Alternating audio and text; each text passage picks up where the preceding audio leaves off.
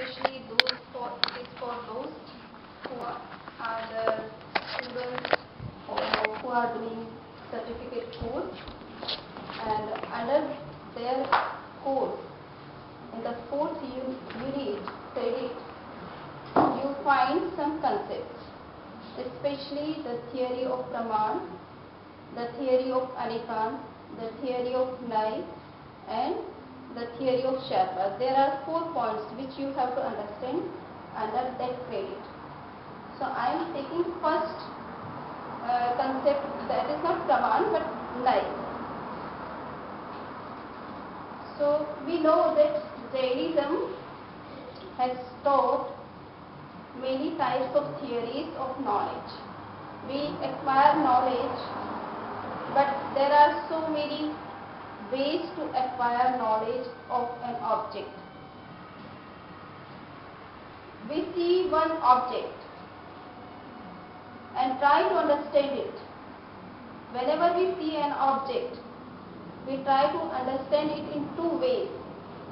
Either we try to understand the whole object, or we try to understand 1 or 2 attributes of an object which is before us. Is it true? So we try to understand an object either completely or partially.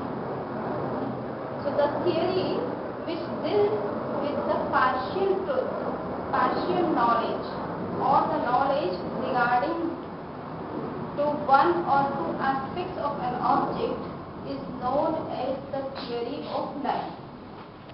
Is it clear? For example, we have this table or chair. We are looking chair before us, in front of us. It might be that I want to understand each and every part of the chair, each and every aspect of the chair, because I want to know chair as a whole. So that type of knowledge which gives total knowledge about an object is called Pramana. Is it? And if we don't need to know all the objects of an object, all the aspects of an object, we only want to know only 1 or 2 aspects of the object. For example, we are looking the chair and we want to know that what is the color of the chair. So you are concerned with only 1 attribute, that is the color property of the chair. You are not bothering about the other aspects of the same chair.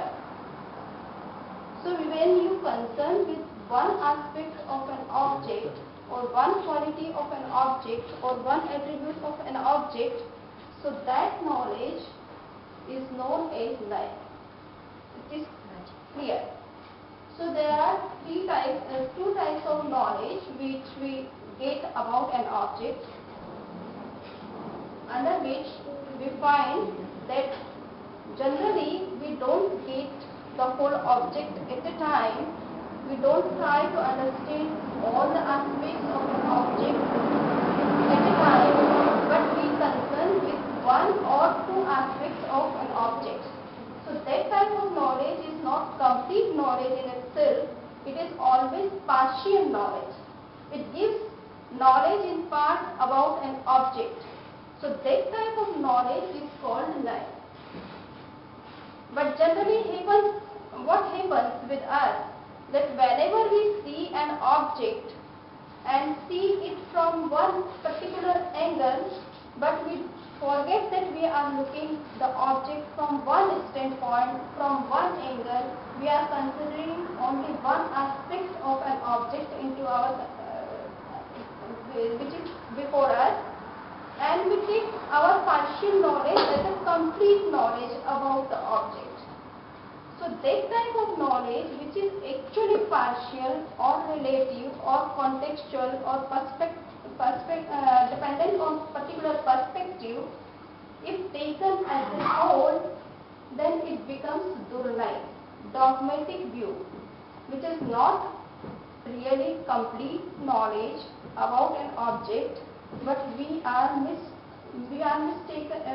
taking it as a whole. knowledge.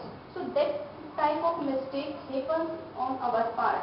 Generally we see an object from particular angle, but we consider it as a whole. The partial knowledge as a complete knowledge about the object. And we try to stick to our observation. For sometimes what happens, we see that chair is changing at every moment. Its color is changing, its other properties are also changing. Some people say that it is changing because they are looking only the changeable part of the chair. And they think that table is completely or absolutely changeable object. There is no static part in the chair.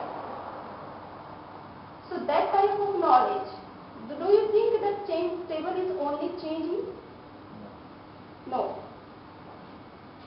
What table you saw yesterday, you can see today also, and you are saying that the same table which I saw yesterday, I am seeing today, but somehow changed. And therefore, the nature of table is changing. It is absolutely changeable object. It is never stays still. So this type of knowledge in which we find that we have seen only one aspect which is changeable, and we are considering the whole object as a changeable.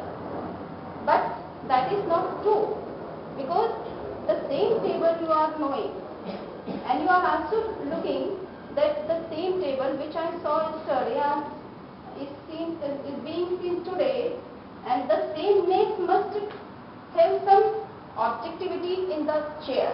It must also be justified.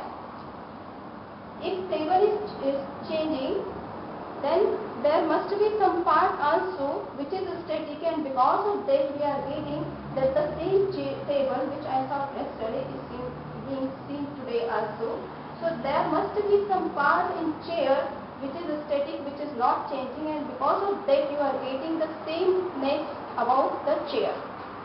So people generally think that we are looking one object from one angle, but that angle is giving the complete knowledge of that object, but that is not true, and this type of views are regarded as Durnai, as dogmatic. It is partial, yet it is being incomplete, and if it is taken as a whole truth or complete truth, then it becomes wrong in itself. It is not true in itself. So Durnai and Nai, there are the two types of views. We get partial knowledge about object, but sometimes we take it as a partial, sometimes we mistake it as a whole.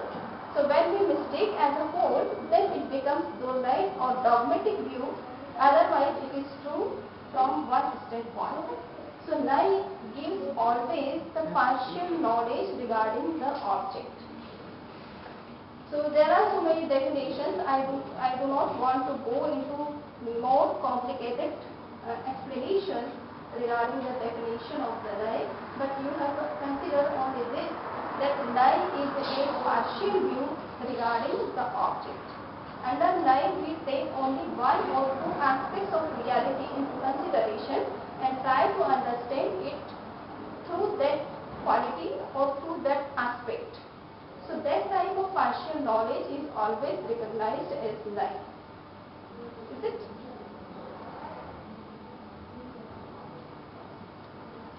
We have to see that how Nayas are nothing but different perspectives. You can see each Nai is a different perspective about an object. So we see that each and every object has many aspects, many qualities, many attributes, many modes. One person can be a child at a time, he can be an adult, he can also be an aged old person in different times. So one person can undergo three phases: childhood, adulthood and old age. So in this way we find that one person is undergoing many phases,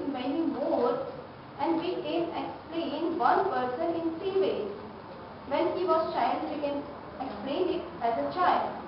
When he was adult, we can explain it as an adult. And when he becomes old, we can say as an old.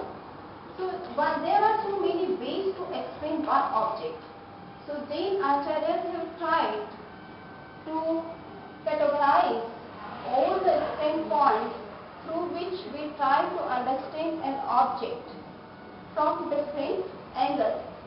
So here there are three types of divisions we are finding in Jain scriptures regarding the different perspectives. So according to one division, there are two basic standpoints through which we analyze any object. One is known as Dravyarthik Nyay and the second one is known as Paryayarthik Nyay. Dravyarthik means substantial view and Paryayarthik means modern view.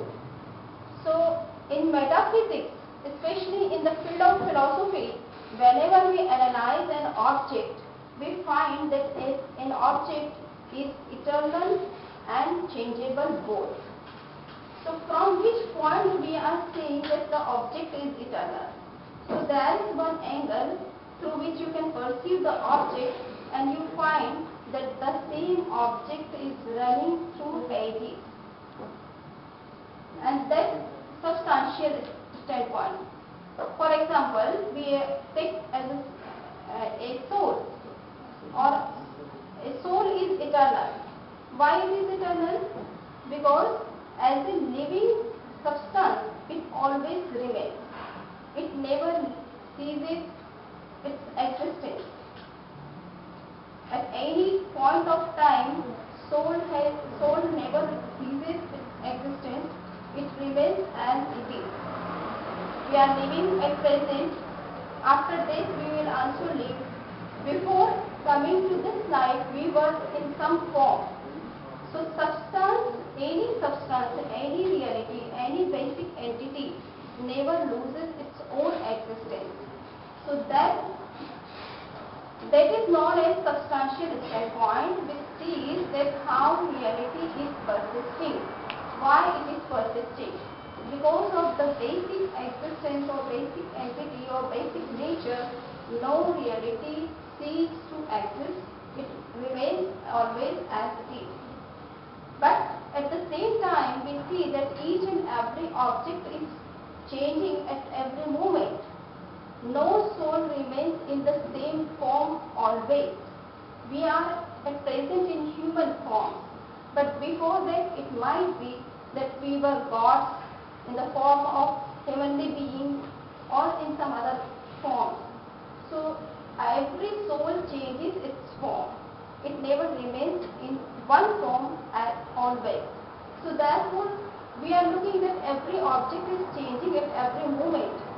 The table or chair or anything else which we buy one time, we see that after some time either they destroy completely or they are torn out because of some reason. So they also get either destruction or some change in themselves. Everything doesn't remain as it is for all the time.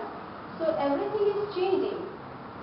So from Paryayarthik Nyay, it means the modern standpoint, we are looking that each and every object is getting changed at every moment, and therefore it doesn't remain always as it is in all the times. So when it changes, we recognize in that form, particular form. We are adult, we are known as adult. After some time we would be old, we will be recognized as an old person. We will be treated as an old person. So why we are treated in such a way? Sometimes as an adult, sometimes as an old person, because we are getting such type of changes in us. And that's what we are recognized by different names. So whenever we try to analyze an object, we find both types of attributes in one and the same object. The object is remaining as it is in its own existence, and at the same time it is also getting changes, different changes. When you try to make a curd, you put some curd, some portion of curd into milk and milk converts into curd. So milk converts into curd, it means it is getting changed. But the attribute, the basic attributes which you find in milk, you can also get in curd also. So something is static in both the forms, and that static part is recognized by this standpoint, and you will find that object is remaining as it is and at the same time changing also, and because of that change milk is getting the form of curd at some other time.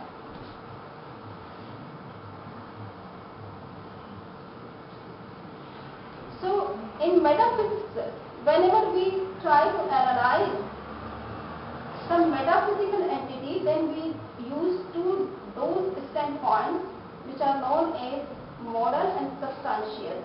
But when we try to analyze the religious truths, then we take the help of two different other standpoints which are known as Nishchaynai and Vyavharnai. You will find in Digambar literature especially, Acharya Kundakunda, whenever Acharya Kundakunda discusses any religious or spiritual things or truths, he always takes the help of these two standpoints which are known as Nishchaynai and Vyavharnai. So under Nishchaynai, we try to understand the transcendental aspect of the reality. Transcendental aspect means which is not before our senses, which is beyond our sensory knowledge. So each and every entity has two forms. One is transcendental and the second one is empirical. Empirical form comes into our sensory knowledge, but the transcendental aspect of an object doesn't come into our direct experience. We have to know through some other means. For example, we are looking that we are getting birth and death, but we don't see that we are eternal. Eternality of the soul is transcendental aspect of a soul. But we are taking birth and we are getting death. These changeable forms are quite, clear to us. They come directly into our sense experiences.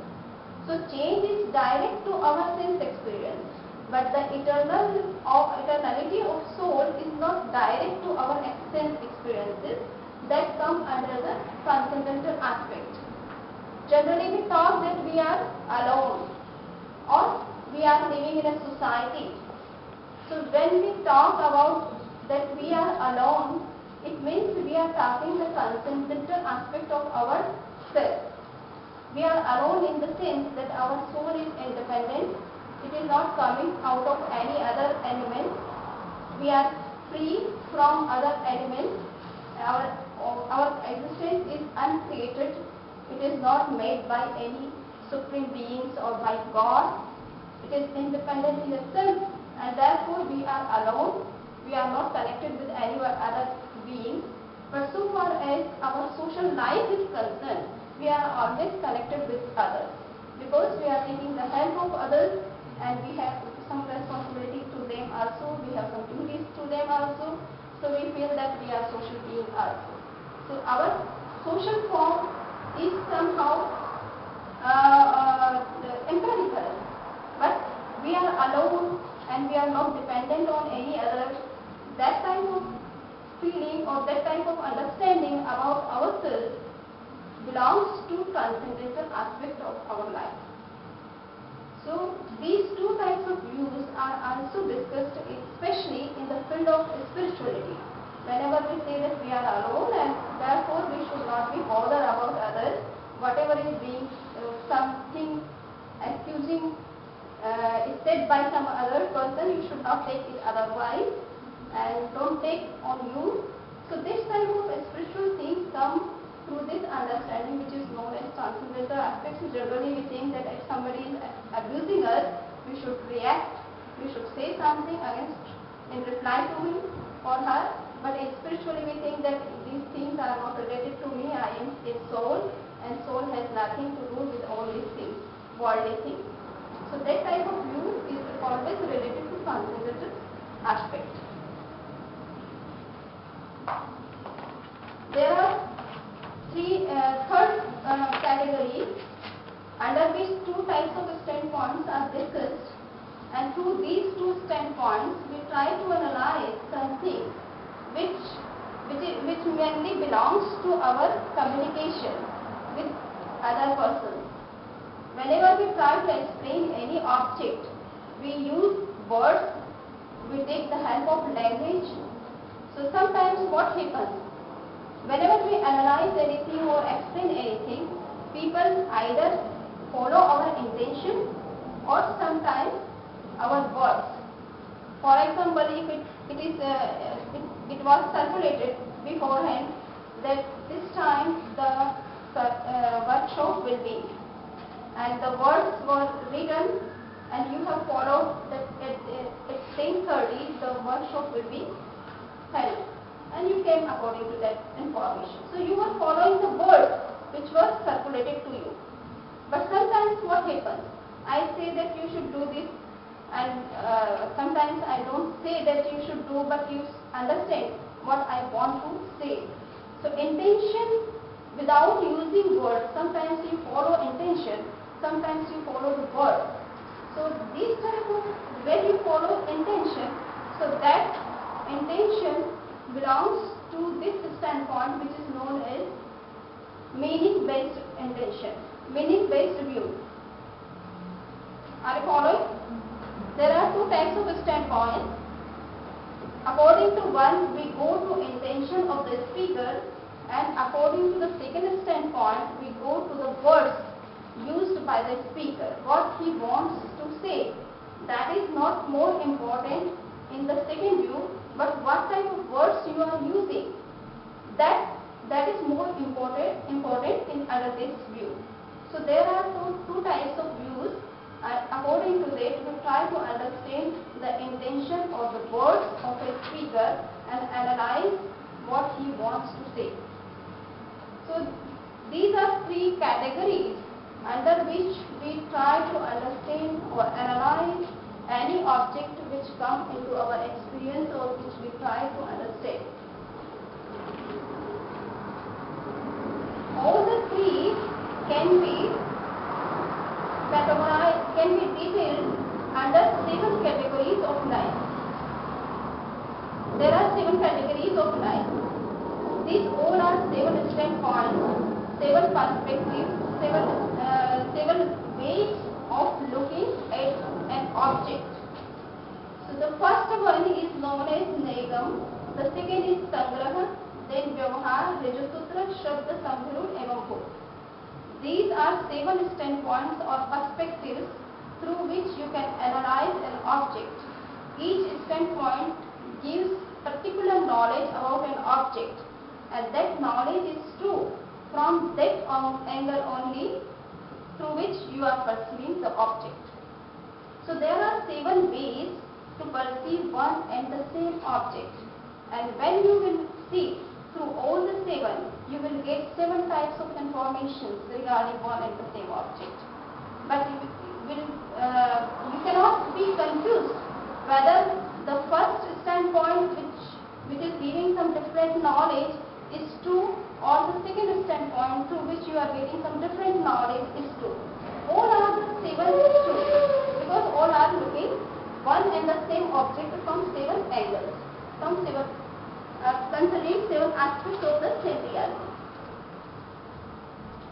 So here we have to see that we have discussed all 3 categories, broad categories of Nayar, under which we have discussed substantial standpoint, modal standpoint, transcendental, empirical standpoint based on meaning, and the words can be correlated with all the 7, and which out of the 7, how many standpoints belong to those 3 categories. So here I am explaining that Negam, Sangraha, Vyavahar and Rajaputra. These 4 Nayas can be recognized as Artha Nayas or Nishchay Nay or Dravyatik Nay. All the 3 Nayas are belonging to these 4 Nayas. It means these 4 are the detailed study of these all the 3. are belonging to the 3. Here we are understanding that the last 3 nayas under 7, the last 3 belong to Vyavhar Lay, Shabd Lay or Parayarthak Lay. It may be somehow very difficult for you, but I am not going into details. That is not necessary at first stage. So I am coming to the first standpoint, which is Nigam Lay. Nigam Lay represents the view of a common person. Yeah. These 7 types of Naya, Yeah. does it fall into the third stage or all 3 stages? Under Earth Naya and Sabdana? Yeah. Arthanaya. The 7 types falls under the Fall under the Arthanaya. Earth Naya. Yeah, they can be said Arthanaya in one sense. Arthanaya, Dravyatik Lay and Nishchay Lay. These, out of the 3 categories, these first 3 are somehow correlated. Yeah, but all 7 fall under. Out of the 7, only the first 4 are related to Arthanaya. Yeah. You can say them, these are Arthanaya, or you can also say that these are Dravyatik Lay, substantial standpoint, or you can also take under the Nishchay Lay. You can understand them under Nishchay Lay also. These are the subparts of Nishchay Lay or substantial Dravyatik Lay, or you can say Arthanaya. Can you go to the previous slide? So the other 3, the previous slide was? The other 3 are related to Shabd Lay, Vyavhar Lay or Parayarthik Lay. Can you just go back to The extension of Parayarthik Lay are the 3 other layers. What? You need the first one? Previous one? What? They somehow correlated. You put, Yeah? you put Vyavhar Nahi Yeah.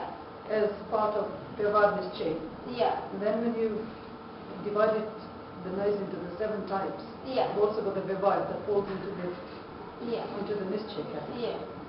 So what is the difference between the 2 Vyavhar Nais? Oh, actually, it is true. When we try to minimize all the layers in different categories, so the minimum category we can do Vyavhar and Nishchay. But when we come into To the detailed 7. stage, so there is also Vyavhar Lay.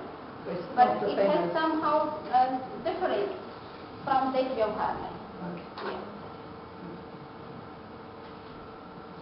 Under that category, we are taking only empirical aspects. But here we are taking the divisional aspects of reality, which divides one reality. So those points which divides one common reality, so that come under your part. I'm coming, it might be somehow clear. Now we are coming to the first, under 7 categories, we are coming to the first one, which is given in the lesson, Nigam Lay. So here the word is Nigam. Nigam means which gives emphasis that each and every reality has many aspects, many dimensions, and you can study it from different angles. But at least you have to see that whenever you consider an object, you always take one aspect into consideration or in focus, and other aspects always remain in margin. So, but the object is consisting of all those dimensions which are related to it, one and the same reality. It means that each and object has at least 2 aspects. One is changeable and one is permanent. So this Nigam Lay gives emphasis on both the aspects together. But because it is Lay, it takes one aspect at a time into consideration and keeps other in margin. And in second time, it can take the second aspect into consideration and keep one aspect, the previous aspect into margin. So in this way, it deals with both the aspects of one and the same reality. So here the example is given that one aspect, one object has some common quality as well as particular quality. One example is given that both the qualities, one person can have both the qualities, common and particular. But at a time you can deal with one only. And for example, Ram is a good boy. You are looking that Ram is a particular person. At the same time he is a boy. So boyness is a common quality. It doesn't belong only to Ram. It belongs to other boys also. So, but when you discuss that Ram is a good boy, so one time your emphasis may be about Ram, that you are explaining Ram, particular person. So your emphasis on the particular person. Or at the same time, your intention may go to his boyhood. And you can say that Ram is also a good boy. So you can keep him under the category of boy and not girl. So your intention sometimes covers the particular aspect of an object, sometimes general aspect of the object. So with the Nigam Nai covers both the aspects but one at a time, and therefore it comes under Nai. If it covers both the aspects together, then it can be a Praman but not Nai. Is it clear? Is it clear to all of you, or you are getting some difficulty? It is clear. So Nigam Nai always represents the view of a common man. What common man thinks. He never thinks in one language, in one way. He thinks in different languages, in different ways. So all the ways can be represented by this angle only, and can be covered by this stand-on. So common man doesn't think in one way, he thinks in many ways, and how all the ways can be justified. So Nigam Nai tries to justify the view of a common man who sometimes talks about the general aspect, sometimes particular aspect. Both are true and both are related one to one and the same reality, but how we can get justification. So under Nigam Nai we try to analyze how a common man thinks and how it can be justified.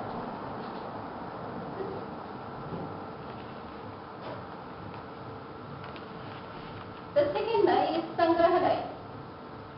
In Indian philosophy especially, there are three types of philosophy. One is known as Vedanta, second is Buddhist, and the third one is Jain. So Vedanta says that each and every object has no independent existence. It is part and parcel of one reality, and that is known as Brahma. We are coming out of one reality. And we have no independent existence, separate existence. We are part of one reality that is known as Brahma, according to Vedanta. It means Vedanta is trying to see the common qualities which are in each and every object, which are found in each and every object. On the basis of common quality, we can say that we are one. We all are soul and can come under the category of soul, living beings. So on the basis of common quality, we come under the category of living beings. Though we are particular, each and every person is different from others in many aspects. But at the same time, we have some common qualities, and that is soulhood, or we can say livinghood. And because of that, we are coming under one class. We belong to one religion, we belong to one tradition, we belong to one ideology, and therefore we are coming under the category of Jain. We are Jain. So likewise, we are having also one common quality, and that quality brings us parallel to other objects. And that, according to that, we find unity in different objects.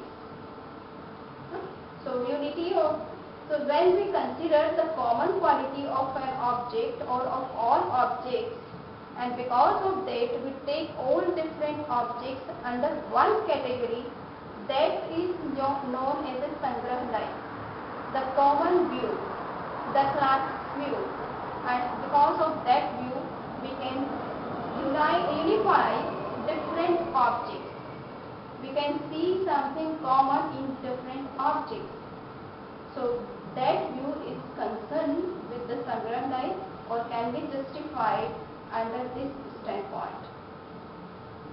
Here the example is given that we are looking here so many figures, mathematical figures. Each figure is different from other. Even though we are taking all the figures under one category, and that category is math, because these all are mathematical figures.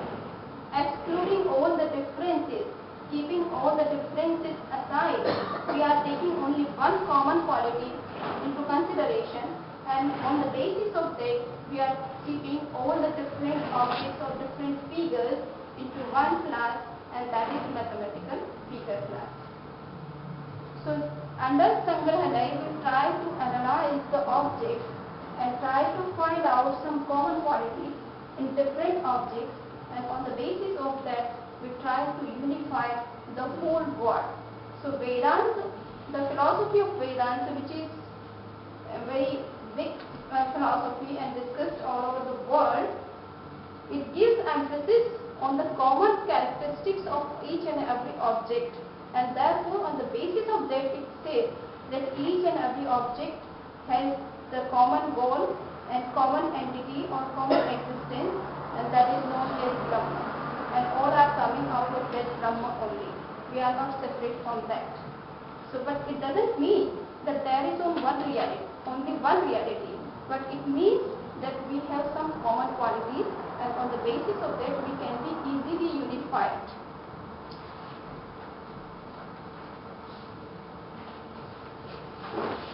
The Vyavhar line. Here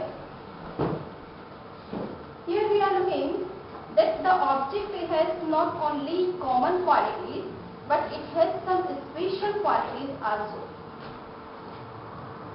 Each and everybody has some special qualities, and because of that special quality, each object differs from other, differentiates itself from others.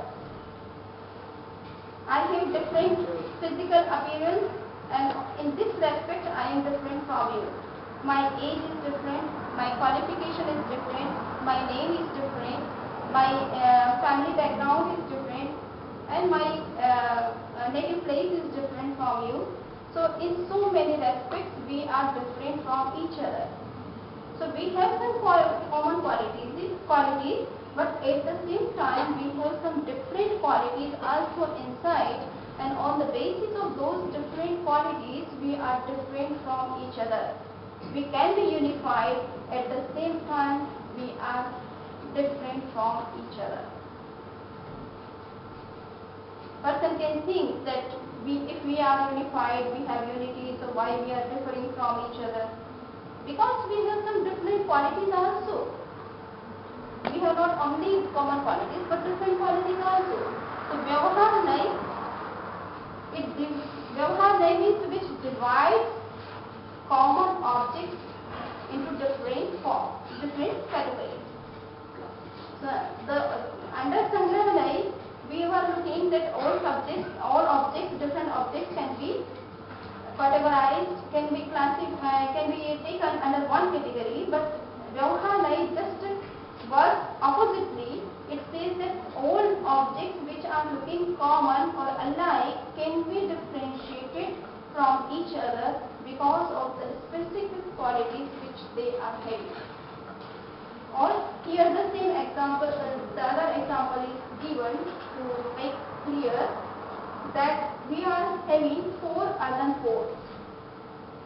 We can also say that these are earthen pots under Sangrah line because all are made of earth. But under Vyavhar line we can also say that each and every earthen pot is different from the other in size, in shape, in quality, in color. So all are different also. So Vyavahar Naik sees diversity in unity. The objects which are looking alike or common to similar, you can also see difference in them. There are some things which are differentiating them. Here, the next standpoint, it is here you are looking at the picture of eye is given and only one eye is given. It means one Nai is a one eye to perceive the truth. You are not looking from both the eyes. You are looking at object from one eye or with one eye. And this is only one view. It means it represents one view or one standpoint or one angle about the reality which you are taking into consideration. So here Rijasutra Nai gives emphasis to understand an object always in present form. Each object has past forms, some future forms also, but it doesn't give emphasis to past and future forms of an object. It is always confined to the present form of an object. According to it, what is at present is only useful for us. What is past? Past. It has no meaning to us. What will come in future has no meaning at present. Only the present form is meaningful to us. So whenever we try to understand an object, we have to see that what is present form of that object is having. And that can only be useful for you. You can think about its use or about its nature in the present context. That can be useful for you.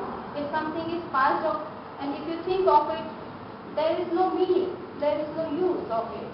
So according to Rijasutra Nai, whenever you try to understand an object, you have to give emphasis to understand its present form. We are human beings, so we have to think of as a human and not as a heavenly beings or hellish beings or animal beings which we were having, in which forms we were in the past or we will be in future. So those forms are not relevant today. You have to think of only the present form which you are having today. So it is confined only the present form of the object. It always analyzes the present form of the object, and according to the analysis, it gives some judgment about an object. That we are human beings. This standpoint always belongs to Rijasutra Nai, because at present we are human beings and we are understanding ourselves as a human from this standpoint, from present standpoint, and not from past or future. So here the example is also given that there is one form which is in the form of glass. It might be in future or in past some other form, but we are not bothering about past and future forms. We are only considering its present form. The next Shabda Nai. Now in Rijasutra Nai we were talking about the object, and this is why all the four Nayas belong to Dravyatik Nai, substantial Nayas, or Nishchay Nai or Artha Nai, because they have no relation with modes, special modes, but they are belonging to an object. But here Shabda Nai especially gives emphasis that whenever we try to understand an object, we try to understand it through language or through scriptures or through words or through indications. So whenever we try to understand some object through language, then there must be some different angles, and according to that angle you have to analyze what is being said. So there are three types of verbal nayas. They are known as verbal nayas. or the nayas related to the words, under which the first one is Shabdanay. Shabdanay gives emphasis that whenever you listen to anything or whenever you try to understand anything through words, you have to see that the word is belonging to which tense. For example, we are talking, there may be one object and you can analyze one object through many words. You can use many words to understand one object. But all those words must be related to the object in one sense. If you are using that this is house, you can also say that this is home, you can say also that this is plate, this is building. All these four words belong to one and the same object, that is house or home as you like. And these all words are of similar class. They must not differ in tense, in gender and in number. If they are not different in number, tense and gender, then they can convey the correct message about the object which you want to indicate through different words. You can use many words to indicate one object, but all those words must not differ in gender, tense and number. This Shabdanay same is in the first category is Shabda and Arthnay. Yeah. This is part of the same one, or this is just like the Vyavahar, you say it's different from the Vyavahar? Yeah. The second category, third category under which we were considering Shabdanay and Arthanay. So these three nayas belong to that category, the third category. So under this category we are looking that we are using different words. Yeah, we are using sometimes under third category we found that we have seen that there may be some way of understanding in which we give emphasis to the intention of the speaker. Sometimes we give emphasis to the words of the speaker. So under Shabdanay we are covering both the aspects. You are using the word house, you are using building, you are using plate, you are using house. So these four words are giving the knowledge of an object which is house. So here you are using different words, but the intention is the same. The intention behind all the four words are same. Is same. Or same. Yeah. So you are considering here words, but along with words you are giving more emphasis to the intention of the speaker. Different words are being used to indicate one object, but you are not going to the words only. You are going to intention of the speaker. Words may differ, but the intention is the same, and therefore you are giving emphasis here under Shabdanay to emphasis to intention. But one thing you have to be careful under Shabdanay, that those words which you are using to indicate one object, to make an object understand, to work, at that time you should not use any word which differs in tense. If you say that there is house, these words are giving a meaning that there is one house. But at the same time, if you say that there was building, you want to convey this message that there is a house, and at the same time the same thing you want to explain in some other words, and you are using some other tense. For example, that there was house, so it will give different meaning. It doesn't give the same meaning through which by the first under the first sentence what you want to convey, that cannot be conveyed under the second sentence in which you are using different tense. Likewise, if you are saying that there is a house, it means you want to indicate that there is only one house. And if in second sentence you want to convey the same message, but you use that there are houses, then it will give different meaning. So whenever you try to understand an object through words, you have to see that words must not differ in tense, gender and number. You can use many words to indicate one object, but they must convey the same message. So Shabdanai gives relaxation in using different words to indicate one object. Is it clear?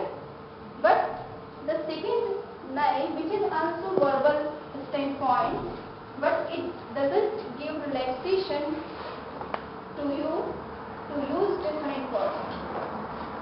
If you want to indicate an object, you have to use only one word for that. Why is it so? This Samhirud line, it is known as Samhirud line, which doesn't recognize any synonymous.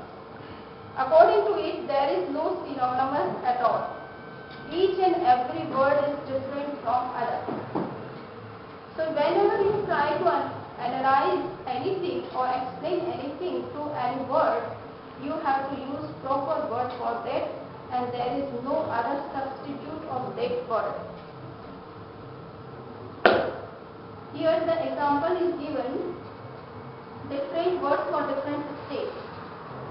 We are taking water, one element. We want to explain it that it is an iceberg, or we want to explain it as a liquid, in liquid form as water, or we want to explain it in the form of cloud. So when you want to say that it is cloud, though it is also made up of water, iceberg, it is also made up of water, and water itself is water, but if you want to indicate iceberg, you cannot replace the word iceberg by the water, because these all are related to one element, and therefore they can be replaced. That is not acceptable. So likewise, we have to see that building, plate, house and home, these four words are allowed under Shabdanai, but under Samhirudnai, these four cannot be allowed to explain one and the same object. Building has some different meaning, plate has some different meaning, home has some different meaning, house has some different meaning. Otherwise, why we have made these four words? What was the need to invent all these different words to indicate one and the same object? It means that these old words indicate different meanings. They cannot be substitutes of others. So what we want to say, that to convey that message, there is only one word or one sentence that can properly convey your message, and there cannot be other sentence or other word which can replace the same idea which you want. Is it? It is clear? Very That common. some simple language example we can take. For example, if somebody wants to know about Sita, you know Sita? Who is Sita? Rama's wife. And some other explanation can also be possible about Sita. She is the daughter of Janaka. She was the daughter of Janaka. And some other explanation is possible. She was mother of Lava and Kush. So there, if you want to explain Sita, Sita means, the word Sita means which was formed by digging the fill. So you want to indicate about Sita that how he was found. In that sense, you are explaining, explaining her by the name of Sita. Can this meaning can be conveyed by other explanation which you are giving, that she was mother of Lava and Kush, she was wife of Lord Rama. This meaning cannot be conveyed by that way. So Samhirudnai says that each and every word has particular meaning. It is invented in a particular context, and therefore each word has its unique meaning, particular meaning, and that cannot be substituted by any other word. There is no synonymous. So So Shabdanay allows that you can use place, building, house, home to indicate one object. But Samdhirudnay says that no, it is not proper way of dealing the things through words. Words are also confined to one particular meaning, and therefore you cannot use four words to indicate one and the same meaning. So if you are having some particular meaning in your mind about the object, you have to be conscious about the proper use of the word, exact use of the words. So this is the Samdhirudnay, which also gives emphasis to understand an object through words, but its approach is somehow different from the approach of Shabdanay. Now the last one is Evam Bhut. Evam Bhutnay gives emphasis to understand an object through words according to the action which is taking place in the object. For example, you want to say that one man is meditating and one man is walking. So you say that he is meditator and he is walker. Is it? Or rather you can say. So when you can say that he is a runner, when he is running, if he is standing at some place and you say that he is a runner, will it give proper meaning? No.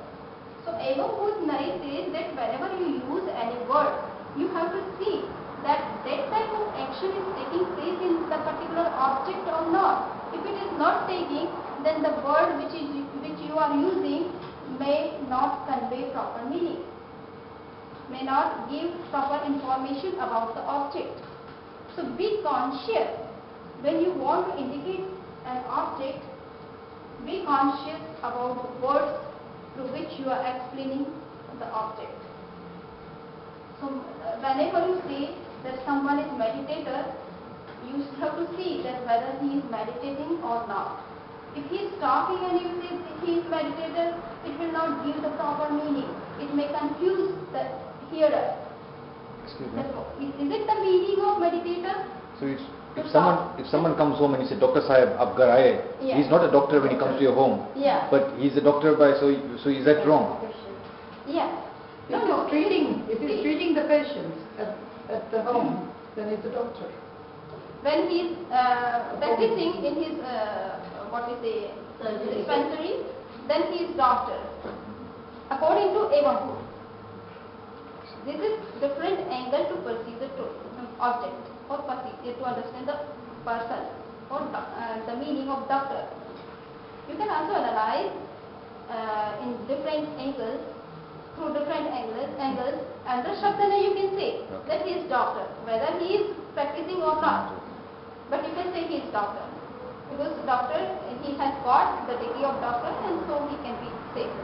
Or he is practicing, but at present moment he may not practice, but he can be safe. But under Evam Bhutnay, when you try to analyze an object under this Nay, then you have to see whether you are using proper words or not. Or those words must convey the proper action of the object concerned. So these are three different views to analyze an object which we are understanding with the help of language, words or intention of the speaker. So in between the speaker and hearer, how the successful communication can take place. These three Nayas guide us that sometimes the speaker uses words, but we have to go through intention of the speaker and not through the words. Sometimes we have to see that he is using the word in a proper sense, in exact sense, we have to follow the word. And sometimes he wants to indicate the action or the active part of an object, then we have to be conscious towards the meaning of the word if it is representing the proper action of an object, then it can be understood rightly, otherwise it can misguide. If you, yeah. So the last three, doctor and some beauty and heaven, they are all relating to Veda. Yeah, they are somehow Vyavharnai. They are related to Vyavharnai because they are taking some particular aspect or particular situation of an object. So Vyavharnai doesn't consider the whole object or common object. It considers the particular object or the object in particular sense. So these Shabdanayas are also trying to convey the message about the object in particular sense. They are not taking the object as a whole. They are related to particular sense. And therefore they come under Vyavharnai. Vyavharnai discusses about the particular aspects of the reality and not common reality. So why are they also under Paryatik name? Paryatik name. Yeah. So why do they come also under that? Because they are discussing some particular situation or particular position of an object. When you say meditator, so meditator is a particular state of a person. He doesn't remain in the same state for all the time. It doesn't represent the whole object. It represents only the particular state of the object. So in fact, what you are saying in the first three divisions we gave, can have all the income, like all these seven can have part of their first three. First three. So these were minimum category organizations, and these are the extension of the minimum. Yes. There may be thousands of and thousands other standpoints which we can discuss in detail, but all the standpoints can be categorized under two minimum categories, which we have already discussed. So in your lesson, those three categories which were minimum categories, we are not given in your lesson, but some explanation you can get about them. So because of that, I have taken all the things in detail. But mainly these seven layers or standpoints or angles through which we understand a reality are given in your lesson with some details, and I hope you will get the idea. I am discussing only few things. I cannot discuss each and everything in short time. So this is the theory of Nai which we have discussed, and it is the basis of Anekantavad. The theory of Naivad is the base of Anekantavad. How is it? Under Anekant, we try to consider all the aspects of one and the same object into consideration at a time, but it is not practical. Can you think of all the aspects together of one object? Whenever you concentrate on an object, you see either its color or its taste or its smell or its other properties, but you cannot take all the properties together into your consideration at a time, in one and the same time. So whenever you try to understand any object, you try to understand it by part, aspect by aspect, but you don't take all aspects together. And therefore, Naivad becomes the basis of Anekantavad. Anekantavad emphasizes that reality is multidimensional. It has many dimensions. You are looking that this is one room, but it has four walls. From each wall, whenever you try to take a photo of the room, you will take from one angle. You will get one picture, but when you stand in different angles, you will find different pictures of the same room. How you will synthesize that these different pictures, the room is one, we are getting different pictures from different angles. How will you synthesize this? So Alekandra says that the object has many dimensions, and whenever you try to understand it, whenever you try to explain it, then you take only one aspect of it into consideration.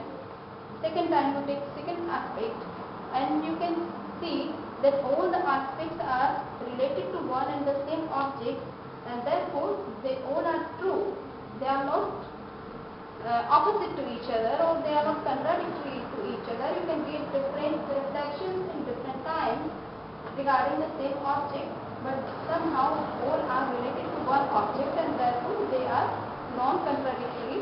They are related to one and the same object, and therefore you have to accept that all are true. Can this classification still be used for example, I am not, I am and I am not? Is this the same classification used to understand the different? Yes.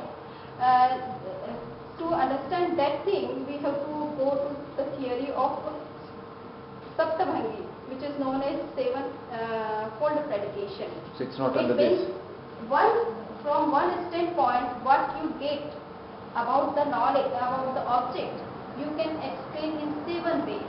So where does it fall into These this? are 7 angles to perceive one object. Each angle can be explained in 7 ways. That is known as seven-fold So predication. it's not to do with No, this. it is not. It Okay. is Nye theory, Okay. and that comes under Saptabhangi. 7 types of statements, judgments can be possible on the basis of one aspect of a reality. So that comes under that theory. That is way of expression. That is related to way of expression. So I hope we have discussed one theory that is known as Nayavad, and you will get the idea by reading your chapter